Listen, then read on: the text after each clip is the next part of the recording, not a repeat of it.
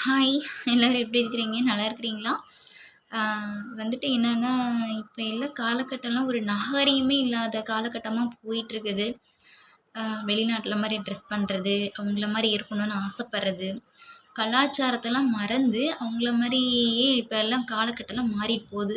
அது அது எப்படியோ அது அவங்கவங்க சௌகரியத்த பொறுத்து. அ என்னடான்னா, இந்த மாரி ஜீன்ஸு, டீ ஷர்ட்டு இந்த மாரி உடம்பு தெரியிற மாரி பெண்கள் ட்ரெஸ் பண்றனால, பாலியல் குற்றத்துக்கு தான் ஆளாகுறாங்க. அதுதான் உண்மையும் கூட. நீங்களே யோசிச்சு பாருங்க உங்களுக்கே தெரியும். இப்படி சொல்றேன்னு யாரும் தப்பா நெனைக்காதீங்க. இது எல்லாருக்கும் தெரியும் தான்.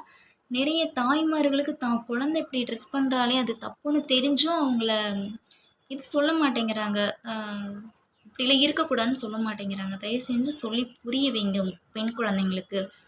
அவங்களுக்கு வந்துட்டு புரியாது. இந்த மாரி ட்ரெஸ் போடுறனால என்ன விளைவுகள நம்ம சந்திப்போம். அப்படிங்கிறது அவங்களுக்கு தெரியாது. முடிஞ்ச அளவு அவங்களுக்கு சொல்லி புரிய வைங்க. அவங்களே நம்மளுக்கே தெரியும்ல, இந்த மாரி ட்ரெஸ் போட்டா உடம்பு எவ்வளோ அசிங்கமா தெரியும். ட்ரெஸ் போடுறதுனால தான் இந்த மாரி பாலியல் குற்றச்சாட்டு நடக்குதா, இந்த மாரி அசிங்கமாலாம் தெரியுதா அப்படின்னு நீங்க சொல்ல நினைக்கலாம். நீங்களே கொஞ்சம் கண்ணாடி முன்னாடி டீ ஷர்ட் போட்டு நின்னு பாருங்களேன், எவ்வளோ அசிங்கமா உடம்பு தெரியுது அப்படின்னு. இதுவே ஒரு சுடிதார், சல்வார் இந்த மாரி போட்டு பாருங்க, எவ்வளவு அழகு தெரியுதுன்னு அதில. அதில எதுவும் அசிங்கமா தெரியுமா? கொஞ்சம் யோசிச்சு பாருங்க. தயவு செஞ்சு புரிஞ்சுக்கோங்க. அதுவும் உண்மையும் கூட. எனக்கு தோணுச்சு நான் சொன்னேன். இது எல்லாத்துக்கும் தெரியும் தான். தெரியாமலே யாருக்கும் கிடையாது. அத யாரும் ஃபாலோ பண்றதும் கிடையாது.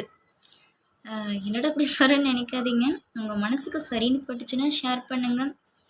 இல்லைன்னா வேண்டாம்.